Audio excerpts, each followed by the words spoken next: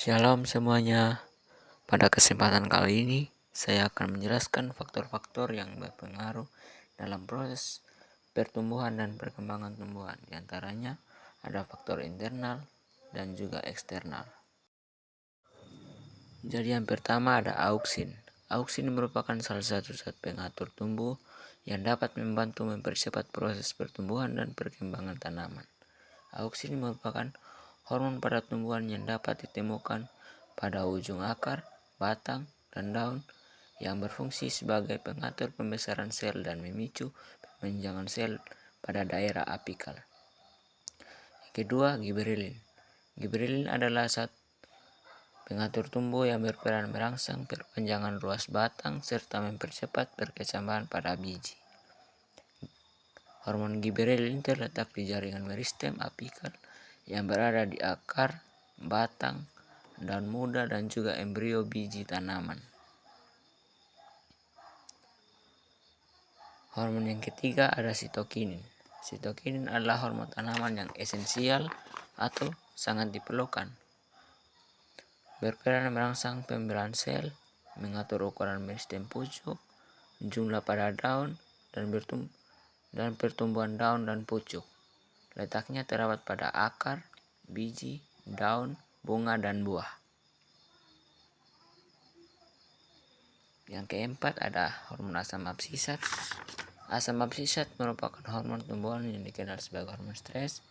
Mengapa ia dikenal sebagai hormon stres? Karena ia berperan utama dalam mengendalikan respon tumbuhan terhadap kondisi lingkungan yang kurang menguntungkan.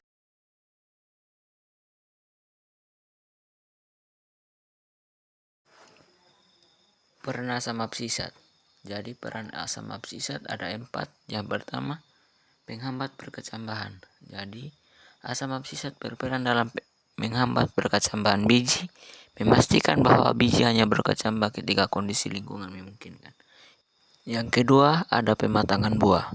Asam absisat berperan dalam proses pematangan buah, membantu mengatur warna, rasa, dan tekstur buah. Yang ketiga ada dormansi tunas. Dormansi tunas adalah mekanisme adaptasi tanaman terhadap perubahan kondisi lingkungan yang kurang menguntungkan. Asam absisat berperan membantu mempertahankan dormansi tunas pada musim dingin, mencegah tumbuhan tumbuh sebelum kondisi lingkungan memungkinkan. Yang keempat ada penuaan. Asam absisat berperan dalam penuaan, mengatur proses penuaan dan kematian sel pada tumbuhan, serta berperan dalam pengukuran daun. Yang kelima adalah hormon gas etilen. Gas etilen adalah hormon tumbuhan yang berperan dalam pematangan buah, penuaan, pembentukan akar. Gas etilen biasa ditemukan pada buah, akar, batang, dan daun.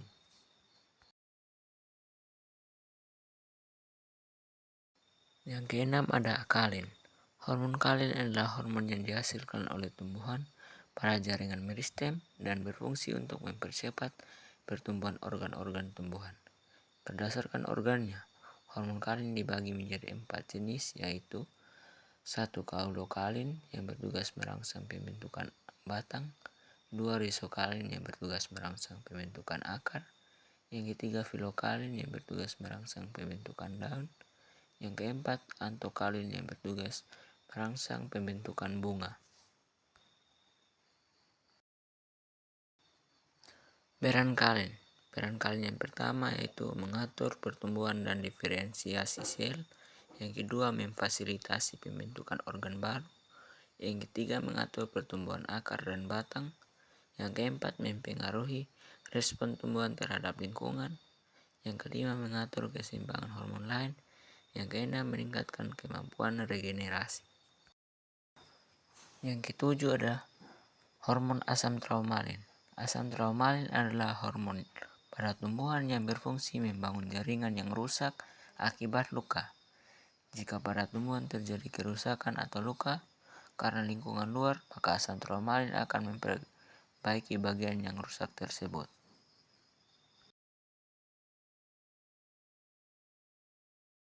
Faktor eksternal yang pertama nutrisi. Nutrisi merupakan bahan baku dan sumber energi dalam proses metabolisme tubuh. Kualitas dan kuantitas nutrisi akan mempengaruhi pertumbuhan dan perkembangan tanaman. Tanaman membutuhkan nutrisi berupa air dan zat hara yang terlarut dalam air. Melalui proses fotosintesis, air dan karbon dioksida diubah menjadi zat makanan. Zat hara tidak berperan langsung dalam proses fotosintesis, namun sangat diperlukan agar tanaman dapat tumbuh dan berkembang dengan baik.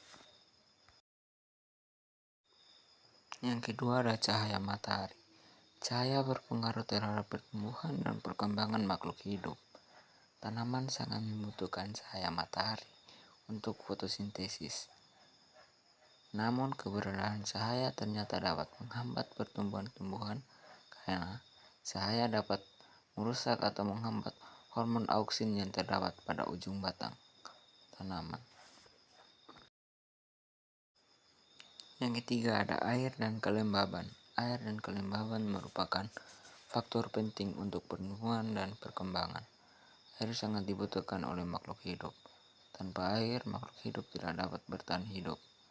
Air merupakan tempat berlangsungnya reaksi-reaksi kimia di dalam tubuh.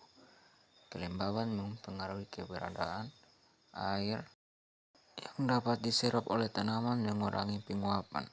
Kondisi ini sangat mempengaruhi sekali terhadap pemanjangan sel. Kelembaban juga penting untuk mempertahankan stabilitas bentuk sel.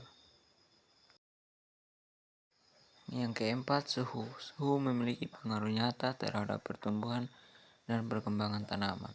Contohnya pada padi yang ditanam pada awal musim kemarau, di mana suhu rata-rata tinggi akan lebih cepat dipanen daripada padi yang ditanam pada musim penghujan, di mana suhu rata-rata lebih rendah. Hal ini disebabkan karena semua proses dalam pertumbuhan dan perkembangan seperti penyerapan air, fotosintesis, penguapan, dan pernapasan pada tanaman dipengaruhi oleh suhu.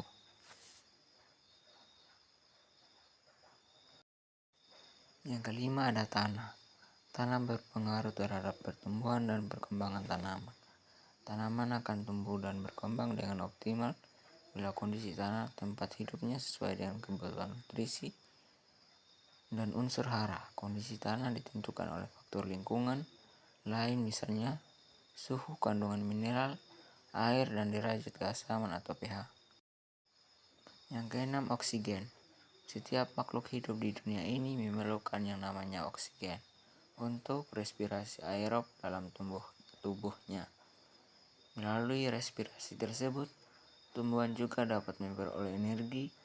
Oleh sebab itu, biji-biji ini tidak akan mampu berkecambah jika tak ada oksigen.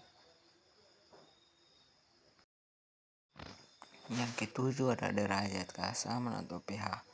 Pengaruh pH derajat keasaman atau kebasahan terhadap pertumbuhan tanaman merupakan faktor penting yang perlu dipertimbangkan oleh para petani dalam pertanian. pH tanah memainkan peran krusial dalam menentukan ketersediaan nutrisi bagi tanaman dan kemampuan mereka untuk menyerap nutrisi tersebut. Setiap tanaman memiliki rentang pH tanah yang optimal untuk pertumbuhannya, yang disebut rentang pH preferensial. Faktor ini bergantung pada spesies tanaman, dan pemahaman mengenai rentang pH ini dapat membantu petani dalam menyediakan kondisi lingkungan yang ideal untuk pertumbuhan tanaman.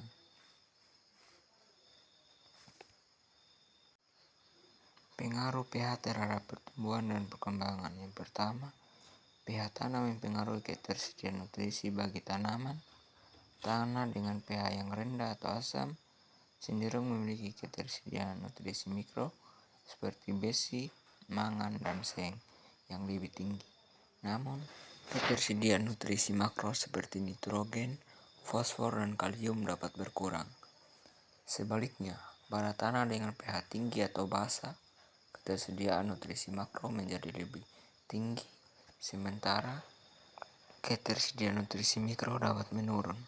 Oleh karena itu, pemantauan dan pengaturan pH tanah sangat penting untuk memastikan tanaman menerima nutrisi yang cukup. Yang kedua, pH berperan dalam mempengaruhi aktivitas mikroba dalam tanah.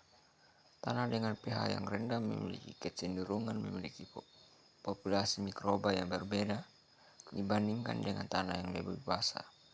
Mikroba ini berperan penting dalam siklus nutrisi tanaman, seperti pelapokan bahan organik dan pelepasan nutrisi dari senyawa organik kompleks.